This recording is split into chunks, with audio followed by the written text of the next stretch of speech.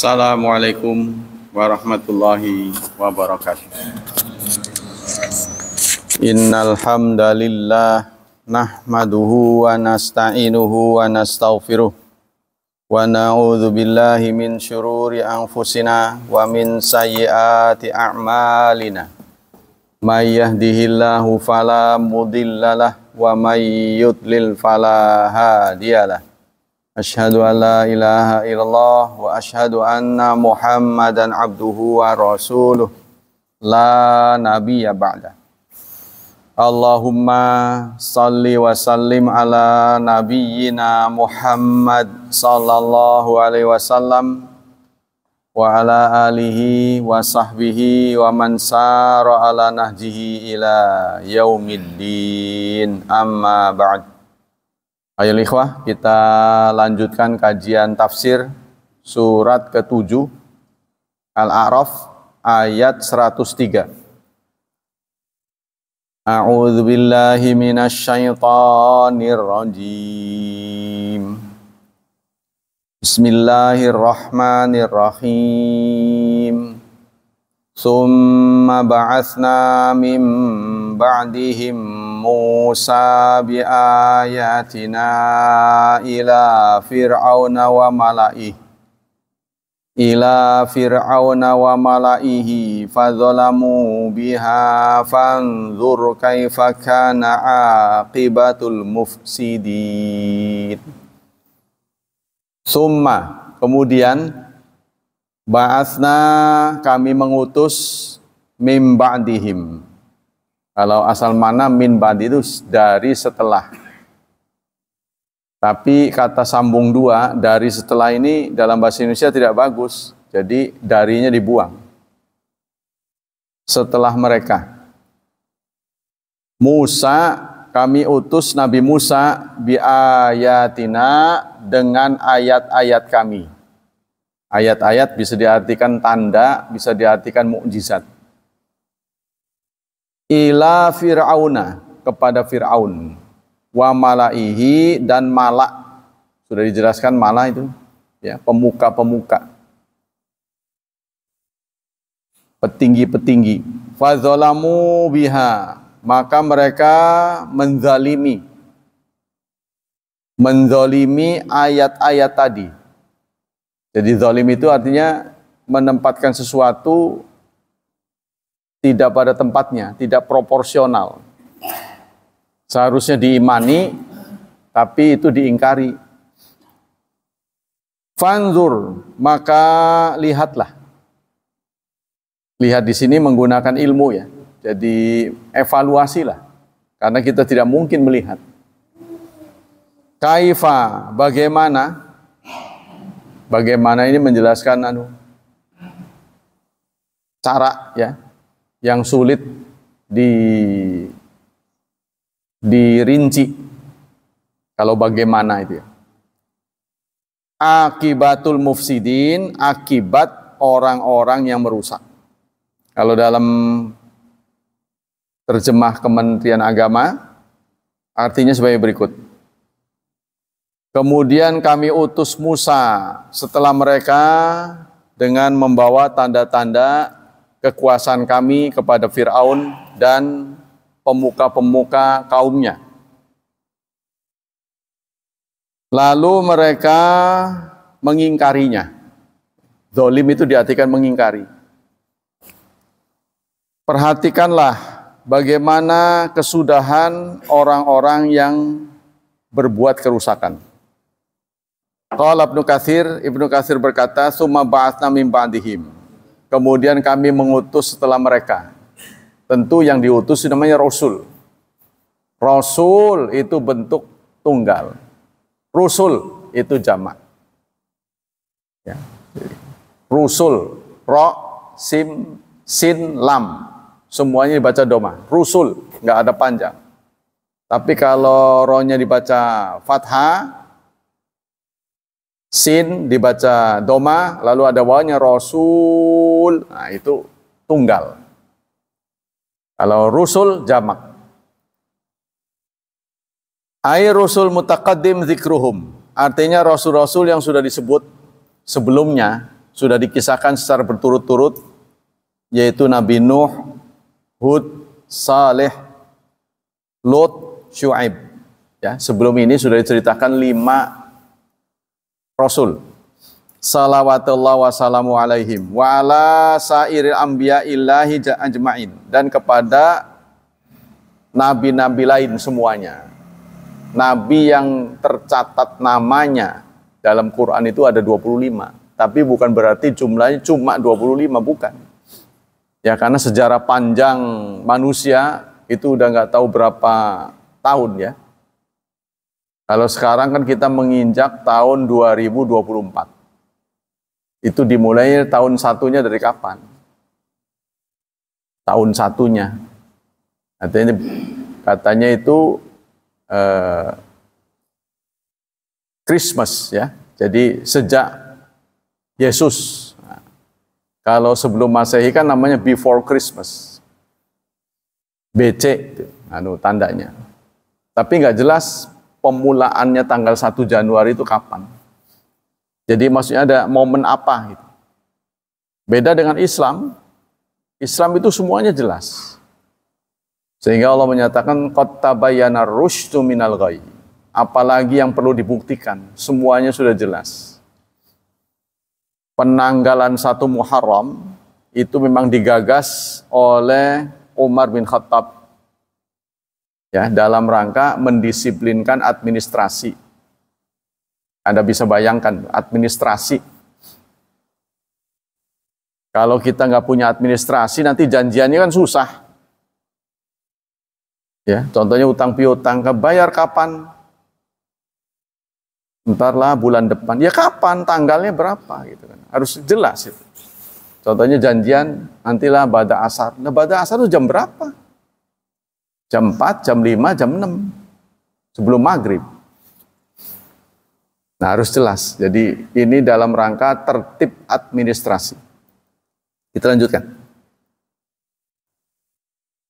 Musa bi ayatina. Kali ini Musa. Jadi nabi-nabi Nuh, Hud, Saleh, Lot, Syuaib dengan demikian adalah terjadi sebelum Musa. Hal yang berbeda antara Quran dan Bible. Quran itu tidak menjelaskan tanggal, tidak menjelaskan nama secara rinci. Contohnya Nabi Nuh punya anak, siapa-siapa namanya. Ya, hanya dijelaskan punya anak. Yang tenggelam tuh siapa namanya nggak ada. Terus istrinya namanya siapa? Itu bedanya itu. Dalam Quran tidak disebut, tapi dalam Bible ada. Istrinya namanya ini, anaknya nama ini. Perkara ya benar apa enggak gitu. Wallahu a'lam. Pokoknya soal penyebutan itu lebih rinci. Kenapa demikian? Karena Quran tidak perlu menyebut nama. Ya, apalagi soal keburukan. Kan kita terkenal nggak boleh menyebut nama. Kalau buruk mah berarti ngejelekin orang. Tapi kalau udah keliwatan boleh. Maka sebutlah Fir'aun, Qarun, sebutkan. Karena itu namanya nyelatoni kalau bahasa kitanya. Tapi boleh disebut untuk menjadi pelajaran. Jangan sampai kita berbuat yang sama. Bi hujjajina, bi ayatina, dengan hujah-hujah kami, wa dalailina albayina, dengan dalil-dalil, bukti-bukti. Ya, karena yang dibawa oleh nabi-nabi ini masalah gaib, berita tentang gaib. Sementara yang namanya gaib itu bercirikan 3. 1, tidak bisa dibuktikan dengan penelitian, tidak bisa dibuktikan dengan pengalaman, tidak bisa dibuktikan dengan uji coba. Kan susah ini. Nanti bakal begini. Nggak bisa dibuktikan. Sehingga untuk meyakinkan apa yang dibawa oleh Nabi ini benar apa enggak, dibutuhkan mukjizat. Mukjizat itu melumpuhkan. Kalau bahasa kita itu mengimpotenkan. Manusia tidak bisa menciptanya. Kalau kita perhatikan baik-baik, mukjizat itu rata-rata menjungkir balikan teori fisika, teori ilmu alam. Contohnya,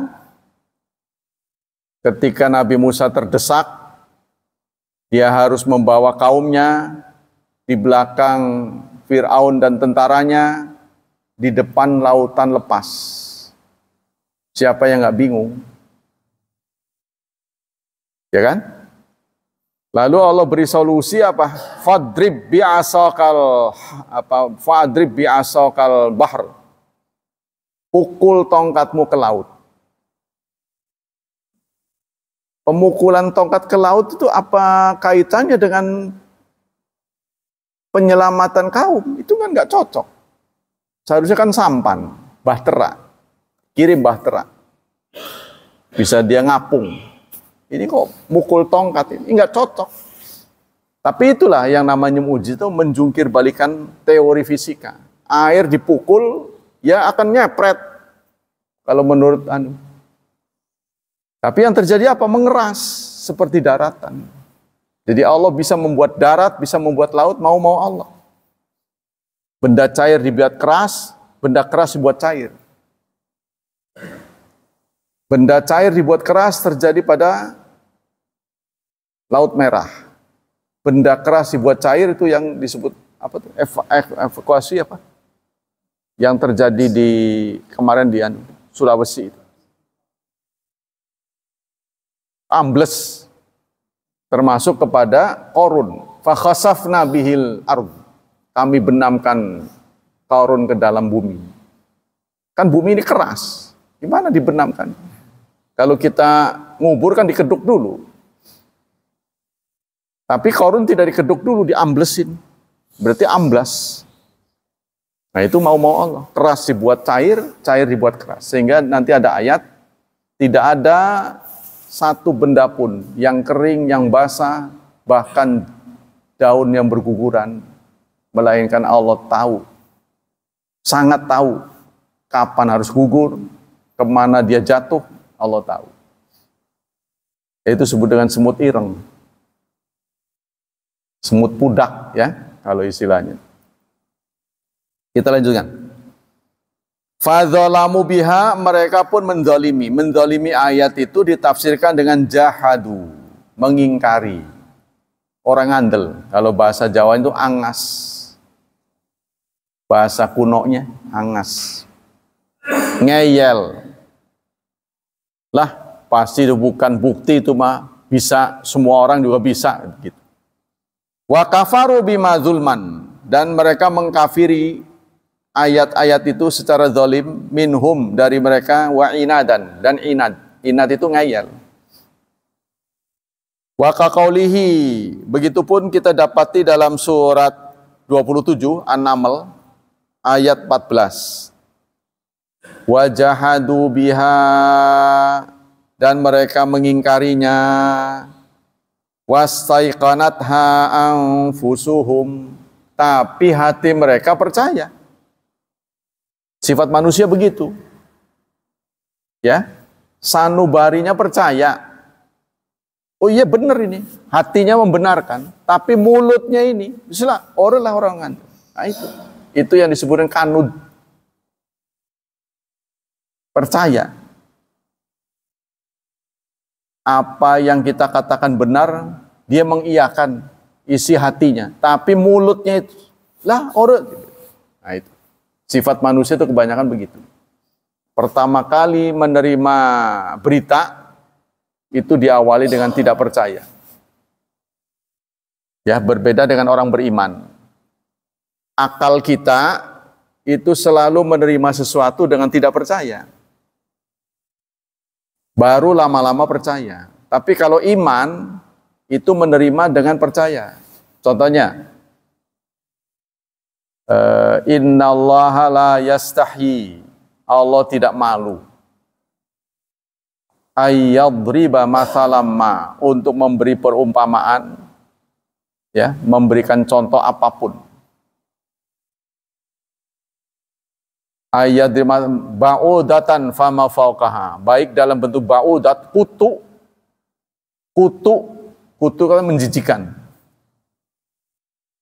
ya.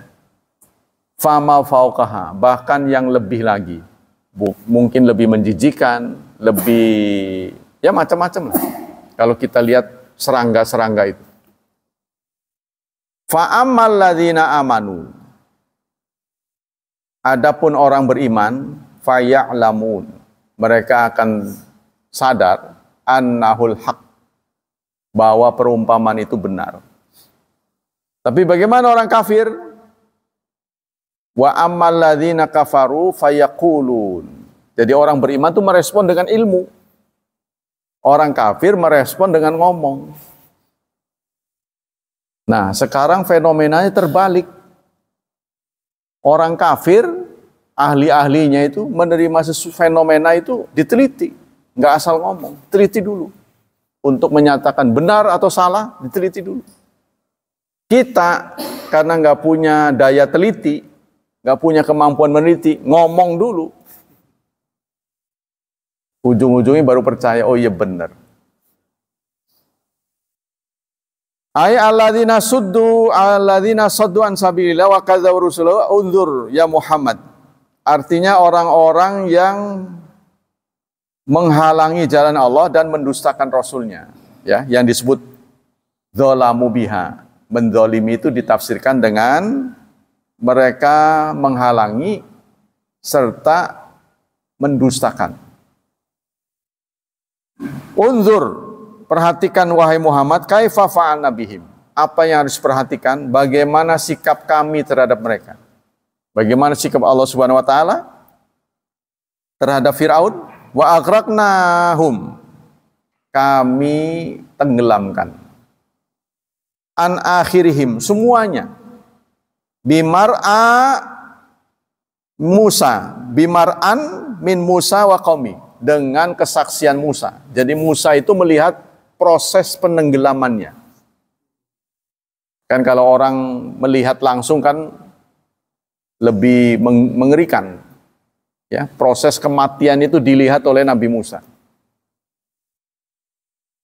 Oleh Nabi Musa dan kaumnya. Tapi anehnya setelah nyebrang, ini kaumnya nanti ceritanya nih. Mereka pun berjalan bersama Nabi Musa mencari tempat yang dijanjikan, tempat hijrah ya, yang disebut dengan Palestina. Mereka melihat kaum penyembah berhala, minta berhala.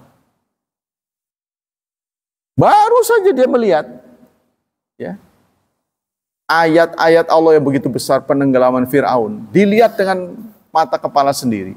Tapi begitu dia selamat, dia minta penyembahan berhala lagi. Lalu Nabi Musa menjawab, bagaimana mungkin, otak kamu itu di mana?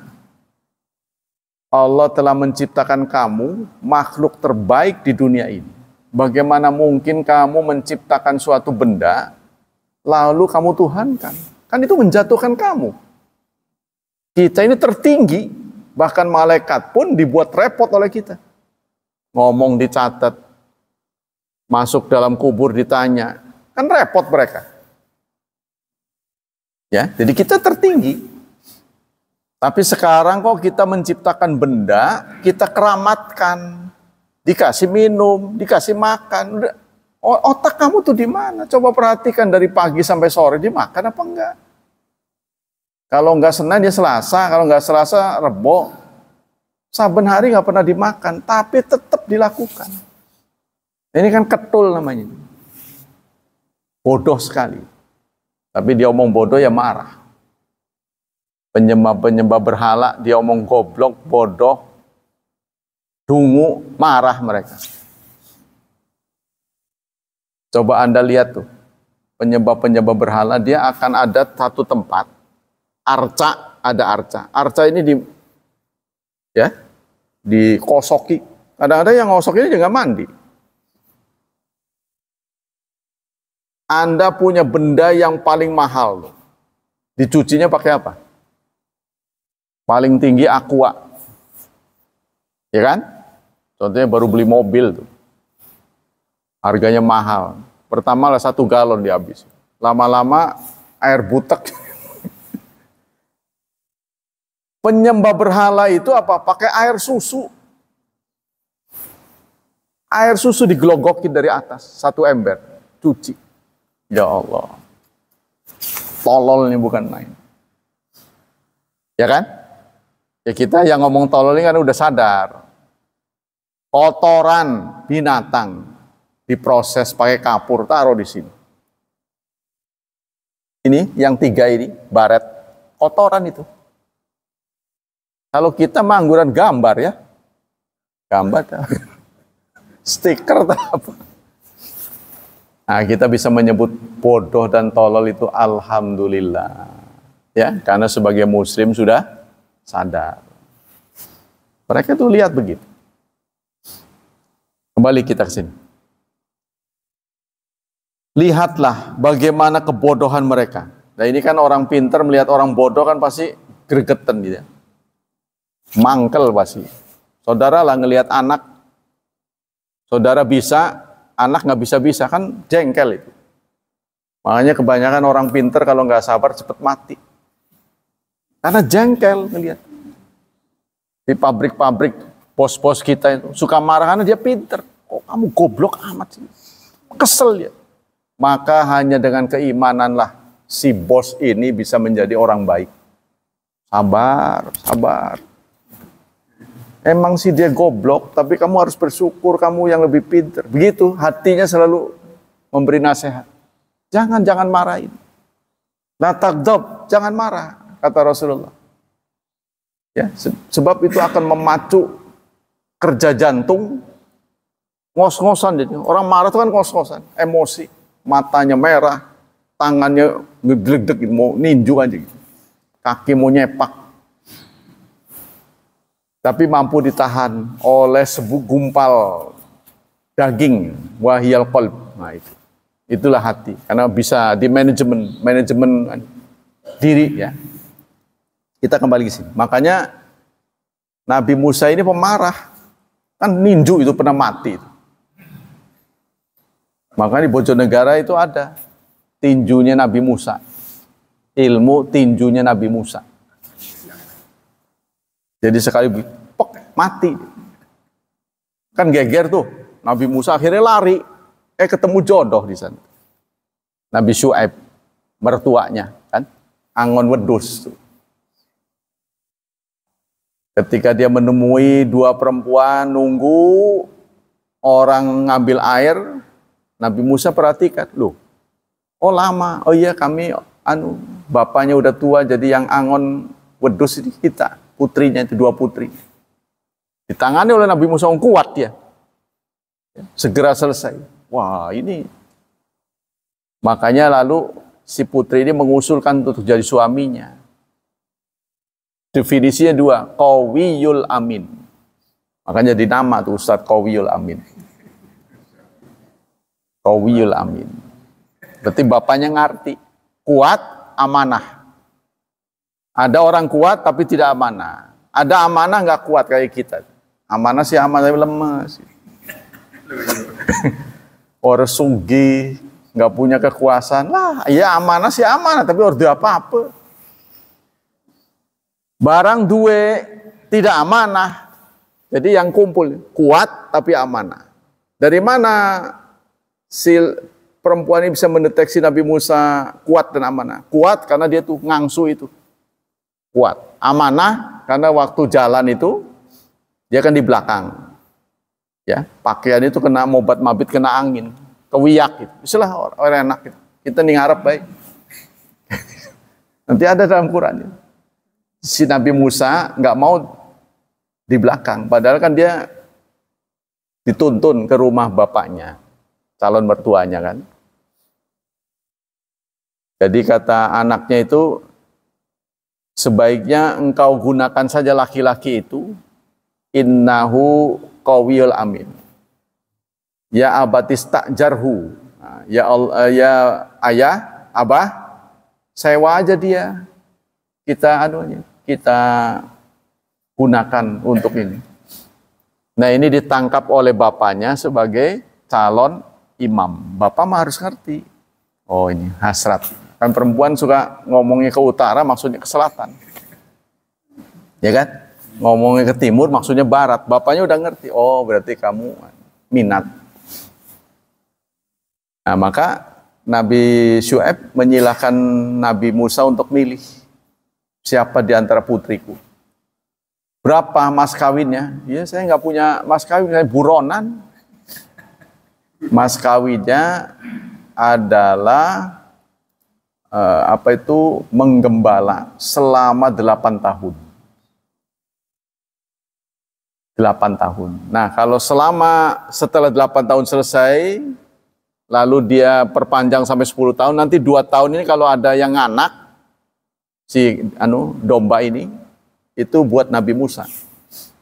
Jadi 10 tahun beliau, menggenapi 10 tahun. Yang 8 tahun ini yang minimal.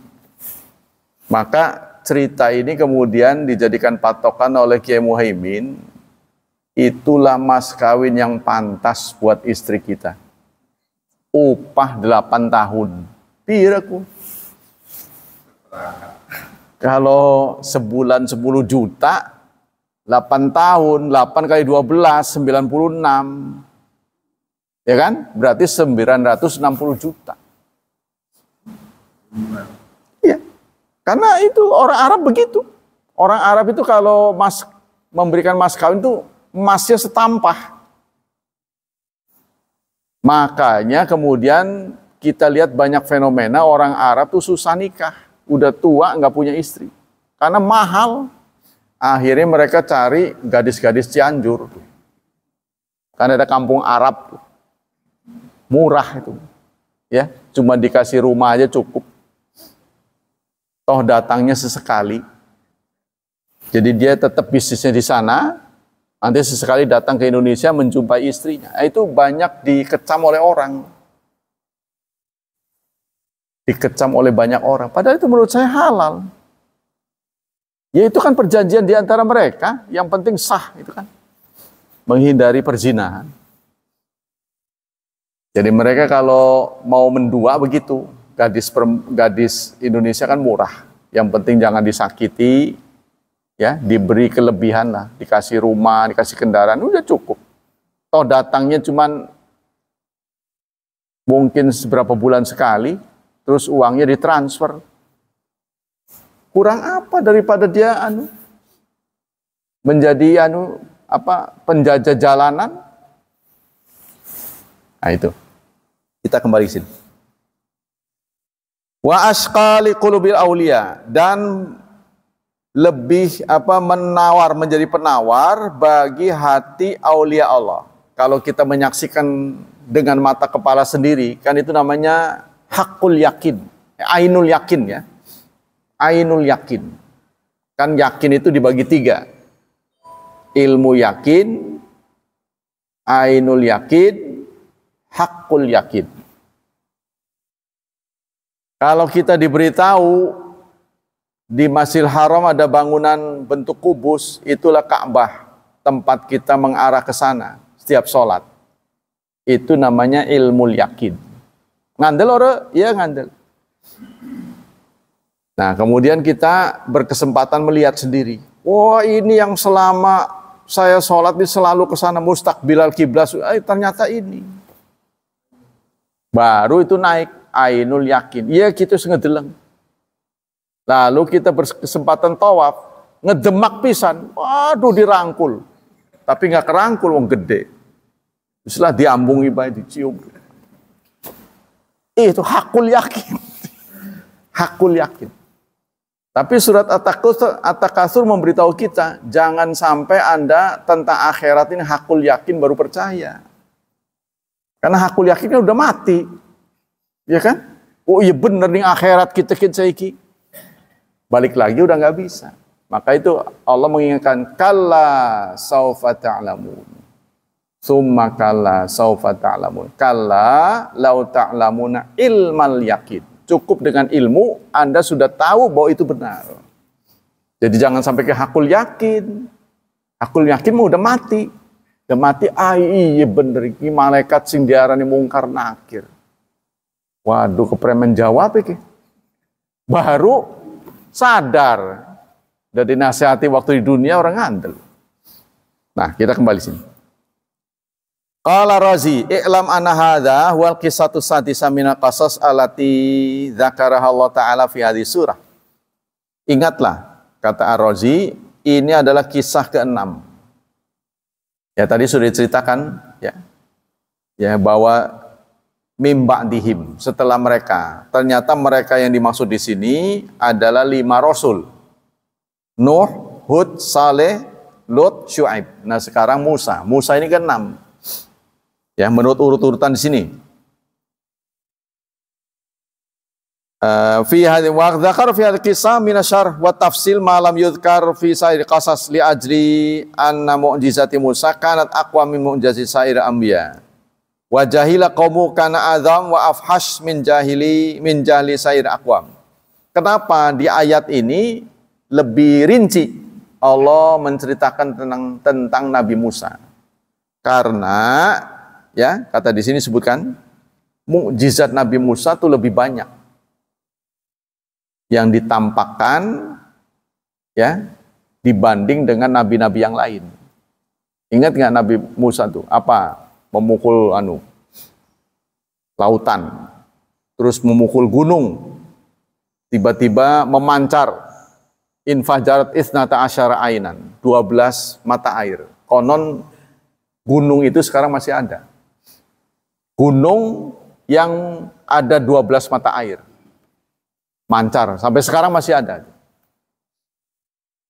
Kemudian tangannya menjadi senter, kan dulu belum ada baterai.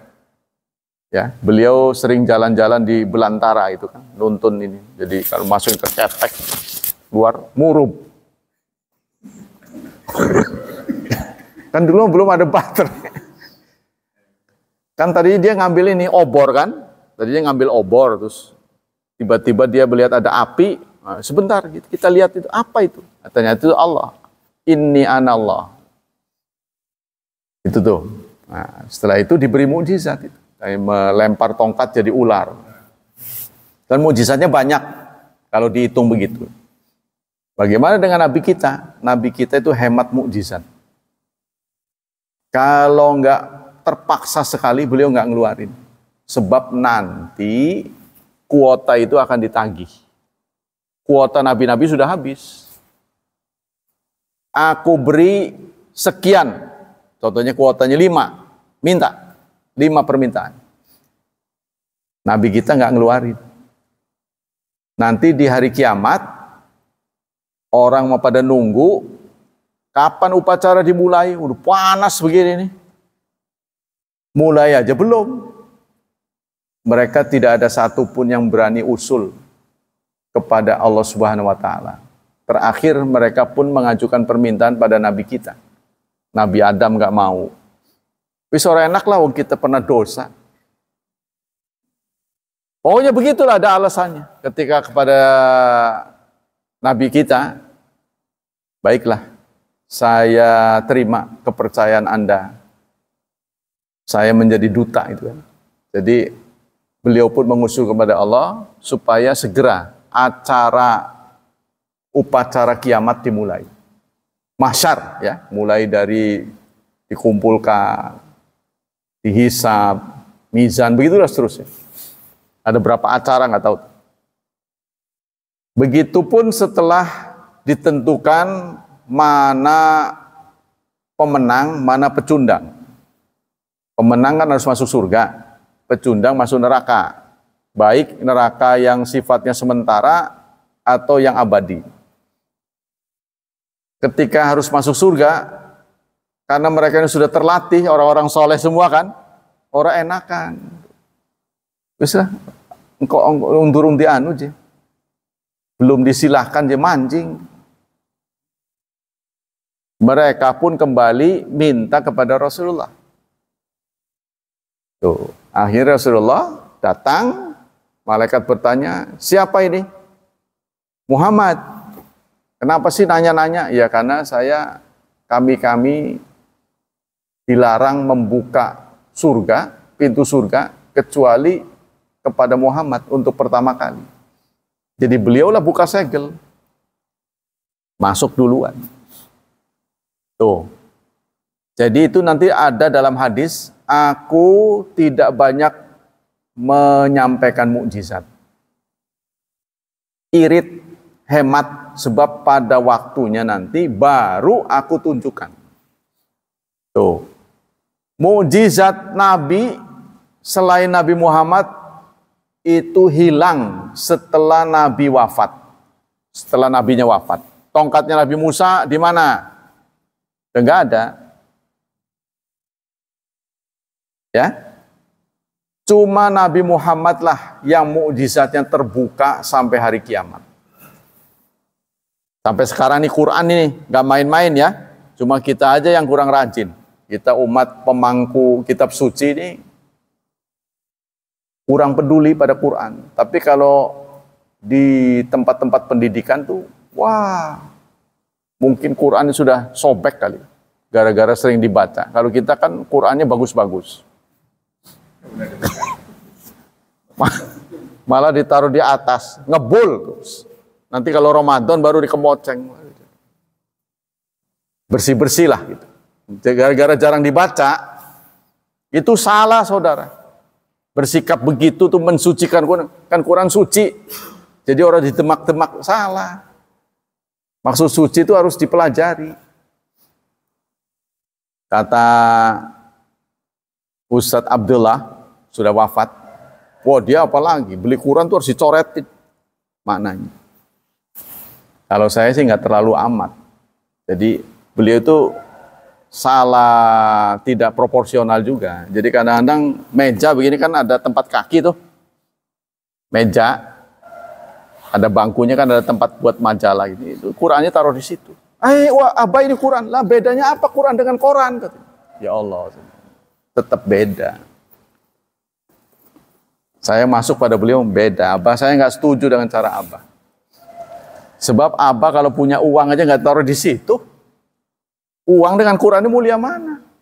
Quran, uang diinjak nggak apa-apa uang kita. Quran nggak boleh. Itu kan? Nah, jadi melampaui batas. Saking ingin meyakinkan bahwa Quran itu bukan disucikan, ditaruh di tempat atas. Kita lanjutkan. Jadi kenapa di surat ini lebih banyak diceritakan Nabi Musa? Karena Nabi Musa membutuhkan lebih banyak. Kenapa lebih banyak? Ya, karena jahli qaumihi. Kaumnya itu bodoh banget gitu. Jahiliyahnya keterlaluan. Yaitu tadi sudah diselamatkan, sudah menyaksikan Fir'aun tenggelam. Begitu selamat ke seberang, dia melihat arca-arca, kepengen. Berarti kan belum yakin itu. Akidahnya belum benar itu. Walaupun sudah diselamatkan, tetap mengkonon maning. Sampai kemudian Harun kan, Nabi Harun kan ditugasi selama Nabi Musa menerima diklat selama 40 hari. Diklat, pendidikan kilat, 40 hari.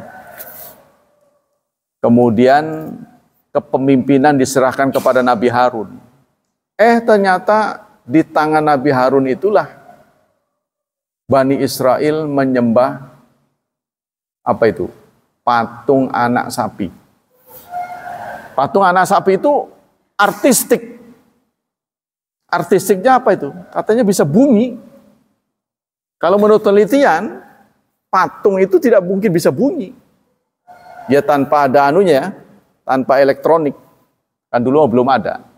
Berarti Musa Samiri, si pembuatnya ini, itu seniman. Karena dia bisa mengalirkan udara ke tubuh patung itu bunyi. Gitu.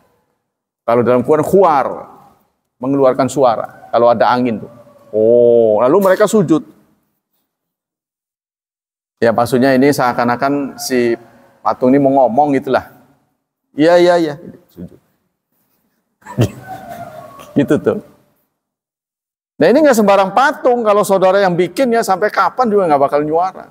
Nah ini berarti artistik. Ada ruang yang bisa dimasuki udara, keluar lagi lalu nyuara.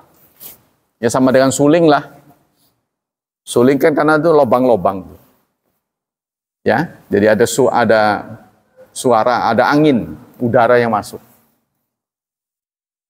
Wa'lam anal kinaya nikaya fi qauli min ba'dihim. Ketahuilah bahwa kinayah yang ada pada min ba'dihim ya juzu antaudail anbiya. Boleh jadi himnya kembali kepada nabi-nabi setelah nabi-nabi. Setelah mereka yang maksudnya adalah nabi-nabi. Wa yajuzu antaudail umam alladzi taqaddama dzikruhum alladzina taqaddama dzikruhum bi ihlakihim. Boleh jadi kembali kepada umat setelah mereka, bukan setelah nabi-nabi, tapi setelah mereka, umat-umat terdahulu. Ya, dan ini tidak dijelaskan. Kalau terjadi perselisihan, berarti tidak ada kejelasan dari nabi. Himnya kembali kemana? Bi ayatina, dengan ayat-ayat kami. Apa yang dimaksud ayat-ayat kami? Hadil ayat tadulu ala anna nabiyya la budana lahu min ayatin wa mu'jizat biha yamtazu an ghairihi. Ayat ini memberitahu pada kita bahwa seorang nabi harus memiliki mukjizat. Kalau tidak ada mukjizat, pasti didustakan. Mau masih ada mukjizat aja didustakan. Mukjizat itu sesuatu yang berbeda dengan yang lain. Jadi kalau kita lihat nabi kita, mukjizatnya itu sifatnya kalem, tidak spektakuler. Ya, seperti Nabi Musa kan, melemparkan tongkat langsung jadi ular raksasa. Itu kan bikin kaget. Nabi kita mah enggak begitu. Suatu saat kesulitan air. Lalu terlihat dari jauh orang jualan air, panggil. Dipanggil, beli seadanya. Tapi dilihat dari anggota yang butuh, sahabat yang butuh, dia enggak berimbang antara jumlah air dengan yang butuh. Kan kita butuh air buat cebok, buat mandi, buat minum, segala-gala kan MCK. Sini. Lalu oleh Rasulullah, tangannya dimasukkan ke dalam bejana itu. Sahabat menyaksikan ada aliran di jari-jarinya itu. Seperti keran, seperti selang lah, bukan keran. Kalau keran kan ngocor. Kayak selang di dalam air. Jadi dia mengalir gitu. Ketika air ini dipakai oleh sahabat-sahabat yang begitu banyak, nggak kalong, tapi nggak luber membludak gitu kan. Jadi begitu diambil datang lagi, diambil datang lagi. Dari situlah sahabat tahu ini mukjizat. Bukan air saja, makanan. Melihat Rasulullah lelah, maka ada sahabat yang ingin menjamu beliau. Lalu dibisiki, makan ya, saya mau potong kambing. Ada sih kambing, cuma masih anakan.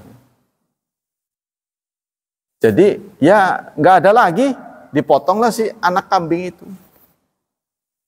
Tapi yang hadir jumlahnya ratusan. Tidak mungkin tersaji. Jadi maksud sahabat itu hanya untuk menjamu Nabi. Lalu Nabi teriak, saudara-saudaraku sekalian, marilah kita makan besar. Waduh, yang mengusulkan ini bukan makan besar, ini cuma buat sampean maksudnya. Udah lagi lagi diproses oleh istrinya.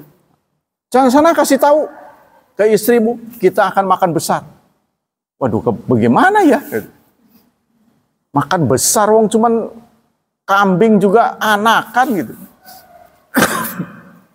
Sudah beritahu saja, kita akan makan semuanya. Tapi Rasulullah memberi syarat, tolong nanti wadahnya itu, wadah masaknya jangan diturunkan dulu sebelum aku datang. Wadahnya itu yang masih di atas tungku, jangan diturunkan dulu sebelum aku datang. Baik, nah, dia lapor pada istrinya, mau pada kesini. Lah kamu mah gak kira-kira semua suruh kesini. Makan apa mereka? Dapat kuah doang ini mah. Saya udah bilang pada Rasulullah, tapi Rasulullah mengatakan makan besar katanya. Tapi Rasul memberi syarat jangan diturunin dulu. Katanya gitu kan. Nah, lalu sudah, ya udah turuti saja. Nah, ternyata itu Rasulullah begitu datang, tangannya dimasukkan ke dalam, dikobokin ke masakan itu. Ayo, pada makan. Semua pada ngambil. sampai berakhir tinggal Rasul dan tuan rumahnya masih ada. Jadi mereka geleng-geleng. Menurut akal nggak bisa. Ini adalah mukjizat. Tapi anehnya itu tidak lebih itu, tidak keluar dari bejana itu. Maksudnya membludak gitu. Enggak. Diambil ada lagi, diambil ada lagi. Itu mukjizat-mukjizat Rasulullah. Tapi nggak pernah ngomong, saudara-saudara, nggak percaya sama saya, tak keluarin mukjizat. Seperti kita gitu kan. Kita kan begitu. Ya pamer, punya kepintaran seuprit aja. Nih, kalau mau bukti mah. Enggak, Rasul diam saja. Sehingga orang tahu, oh gitu. Jadi beliau itu mengeluarkan mukjizat tuh dewasa, elegan gitu. Enggak pernah spontanitas sehingga orang kaget, enggak ada. Maka yang saudara lihat makanya Quran. Quran itu hanya Anda bisa rasakan kalau tartil. Tartil kan pelan-pelan, enggak bisa blak gitu. Begitu dibuka, blak, mabur gitu. Enggak ada. Enggak ada kan begitu kan? Pelan diterita, iya ya. Iya, terus begitu.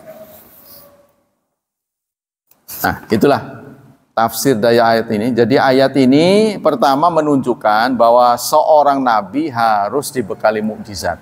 Yang kedua, hadil ayat tadullu ala anna ta'ala atau ayatan katsira wa mukjizatan katsira. Berbeda dengan nabi-nabi lain, Nabi Musa diberi mukjizat lebih banyak daripada nabi lain. Tadi itu tangan dimasukkan keluar seperti senter, ya, terus mengubah tongkat menjadi ular, memukul tongkat ke batu, memancar air, memukul tongkat ke laut menjadi darat, dan banyak lagi.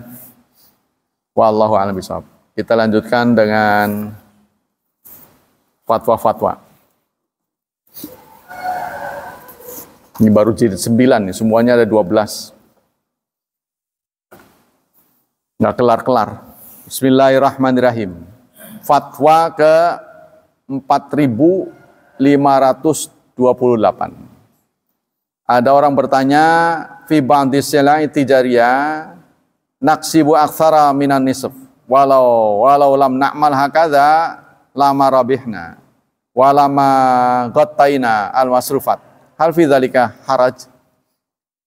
Kami kalau dagang untungnya lebih dari separuh. Kami kalau dagang untungnya lebih dari separuh. Kira-kira barang yang kita beli di mall itu untungnya berapa tuh? Kira-kira berapa menurut saudara? Kan sudah suka ada itu cuci gudang tuh. Diskon paling banyak berapa tuh? 50% ya? Anda pernah menjumpai diskon itu paling banyak berapa? 70 ya? Berarti itu modalnya. Jadi kalau 100 dijual ke kita, berarti dia modalnya 30. Jadi produksinya itu cuma 30 rupiah. Ya kalau 100 30 rupiah. Dia jual ke kita 100. Kenapa begitu mahal? Karena distribusi. Ya. Dia produksinya di mana, kota mana, sampai ke kota kita, itu kan butuh transportasi. Anda nggak pernah jadi supir truk sih. Kan saya pernah di ekspedisi. Itu di jalan tuh banyak mel. Di titik-titik tertentu. Jadi kalau kita mau melakukan perjalanan dari Jakarta, contohnya mau ke Cirebon. Supir tuh udah tahu. Di sini, di sini, di sini. Preman jalanan.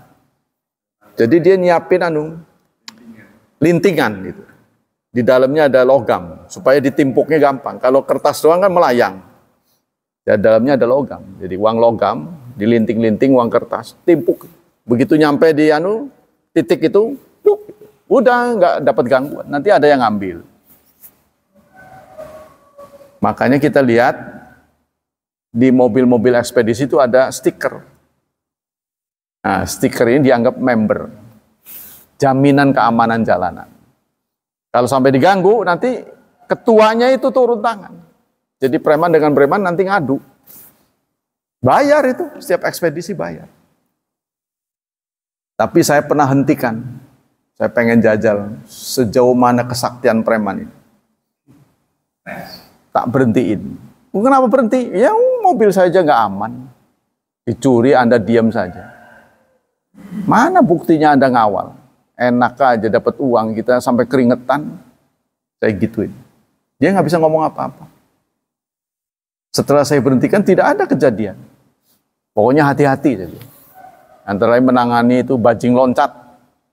Ya kan?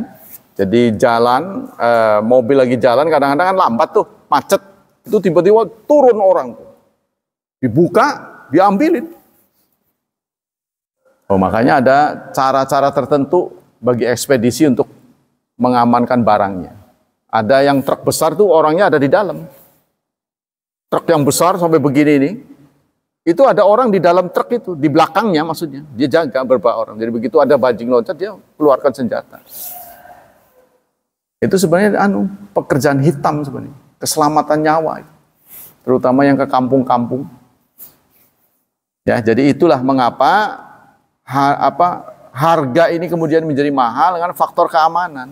Jadi keamanan itu harus betul efektif sehingga barang ini bisa sampai ke konsumen dengan murah. Nah, sekarang ini sudah bisa ditekan lebih murah karena ada faktor online.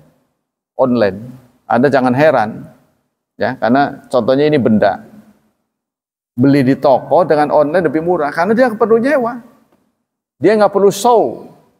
Dia nggak perlu pamerin. Nggak perlu kontrak toko, sehingga toko banyak yang bangkrut. Anda lihat tuh, dari ujung ke ujung, sepi toko-toko. Kecuali yang nggak bisa show, antara lain furniture, itu nggak bisa, harus ngelihat itu. Nah itu baru laris. Makanan. Tapi makanan juga banyak di online sekarang. Jauh lebih murah. Itu ya, itu penyebabnya. Jadi kalau ini distribusi barang ini harus betul-betul ditangani oleh pemerintah. Harus teliti. Kalau enggak udah di jalanan itu artinya hak konsumen tidak terjaga. Boleh jadi kalau bentuk makanan sudah kadaluarsa. Lalu nempuinnya ke siapa? Makanya ditempuin dengan cara itu tadi, unboxing. Jadi kalau barang pesen online, jangan dibuka dulu, kecuali videoin dulu cara bukanya. Cara bukanya, ternyata nih, diperlihatkan tuh, sudah kadaluarsa. Nah, ini bisa dikembali, kita komplain, dia nggak terima uang. Karena difasilitasi oleh marketplace-nya. Nah, bagaimana ini pertanyaannya adalah, saya kalau jualan itu tidak bisa untung melainkan di atas 50%. Saya naikkan, kalau 100, 150, itu minimal itu. Apakah yang saya lakukan itu berdosa atau tidak? Ini yang ditanyakan. Syekh Utsaimin menjawab, "Idza kana ribhu huwa si'rul balad wat tujar fi musytarikun fa inna hadza la ba'sa bih." Kalau ini merupakan harga pasar, sudah seharusnya begitu, maka ini tidak masalah. Ya, tidak berdosa. Li'annahu qad yakunu ribhu fi hadzal balad katsiran liwujudi nafaqatin katsiran inda tarhili sil'ah minal baladil awal ila tsani. Karena seorang penjual, produsen, ya memang murah, di tangan dia murah. Seperti Anda tahu, gula, ini kalau saya dengar nih, pabrik gula, kan saya kadang-kadang khutbah tuh ditanya-tanya tuh kalau masuk ke sana. Harga gula itu contohnya sekarang 4.000 per kilo, 6.000 mana. Oleh produsen gula sintetis ya, itu paling harganya 1.500. Paling harganya 1.500, sehingga itu dibuat buat sirup segala, itu kan bukan gula asli. Itu yang Anda tahu, itu bukan gula tebu itu. Makanya kita kemudian sakit tubuh kita itu bukan asli. Kalau yang asli banyak tidak bermasalah buat tubuh kita. Yang asli ya, tanpa unsur kimiawi. Tapi itu kita pabriknya laris. Di sini di Anyer ada, di sini ada, wah di mana-mana pabrik gula. Itu begitu juga terigu juga laris. Jadi harus perhatian pada inilah makanan minuman. Nah, kita kembali kepada harga ini. Jadi kalau itu merupakan harga pasar tidak ada masalah. Ya, karena proses distribusinya itu membutuhkan banyak ongkos. Apalagi jauh. Makanya kalau Anda pesen online, cari tahu dikirim dari mana. Contohnya, satu Surabaya, satu dari Tangerang. Pilih yang Tangerang. Ya, sebab distribusinya nggak terlalu lama. Yang kedua, ongkosnya pasti nggak mahal. Tapi kalau jauh, ya kalau terpaksa apa boleh buat, nggak ada lagi. Ya, apalagi kadang-kadang ongkos kiriman pun nol. Bisa begitu tuh. Jadi jauh toko-toko itu hampir bangkrut lah sekarang toko-toko itu. Ya sewanya mahal. Ya, yang kesian adalah teman-teman kita yang jualan nggak seberapa gitu, kadang-kadang di depan toko. Dia pakai gerobak. Kemudian toko ini disewa, diusirlah dia. Dia nggak punya uang lagi buat kontrak. Yang dia aja nggak ngontrak, dia emperan. Kesian orang-orang seperti itu. Wa adamu ya min ajli makhazin, kecuali kalau Anda melakukan itu min ajli makhazin, untuk timbunan. Ya, kita bisa bekerja sama dengan pemerintah yang curang. Kita tahan suatu produk, contohnya minyak, kita timbun. Nanti bulan depan kita keluarin mahal. Kita beli murah sekarang. Contohnya harganya 100. Kita buat dia di stop dari peredaran. 3 bulan aja, kan orang pada ngeluh. Nah, kita keluarin dengan harga 150. Kan untungnya udah gede. Ya, berbagi dengan regulasinya. Pemerintah yang melindungi dibagi. Situ dapat segini, dapat segini. Udah. Itu yang banyak terjadi. Ya, jadi pengawasan itu. La tujadu indahum fa inna hadza haram. Nah, maka perbuatan seperti itu haram kalau tujuannya ya ingin menipu. Nah, itu menaikkan harga lebih dari pasaran. Masalan lawi sama tujaru khudara alladzina yabi'una khudra ala yabil kilo ila bikadza wa kadza mimma huwa azyad min qimatihi wa lam yujad ahad yabi hadza khadarat fa inna la yahilu mitalik. Contohnya ada pedagang yang membuat kesepakatan. Anda kira air minum ini enggak ada kesepakatan? Ada kesepakatan. Jadi minimal dijual sekian. Jadi kalau di bawah harga nanti ditegur oleh ini asosiasinya. Begitu juga ini ekspedisi itu ada harga minimal, ya maksimal nggak dianu, karena maksimal kan orang menghindar. Nah, jadi kalau kita berjualan mengumpulkan banyak benda tujuannya untuk nimbun itu tidak boleh. Tapi kata pengusaha, apa bedanya nimbun dengan stok? Toko saya laris, jadi saya beli banyak. Ya kan? Nah, bisa aja, jadi tergantung apa pengawasan. Wallahu a'lam bishawab. Ada pertanyaan sampai sini? Cukup ya? Demikianlah kajian pagi ini. Semoga Allah melimpahkan pahala yang berlipat ganda untuk kita. Semoga Allah tetap berkenan melindungi dan menyelamatkan kita dari wabah dan fitnah, dari syubhat dan syahwat. Dan semoga nasib anak-anak kita lebih baik daripada kita, mendapat berkah lebih banyak, serta diberi petunjuk menjadi hambanya yang salih dan salihat. Subhanakallah wa bihamdik, asyhadu an la ilaha illa anta astaghfiruka wa atubu ilaik. Wassalamualaikum warahmatullahi wabarakatuh.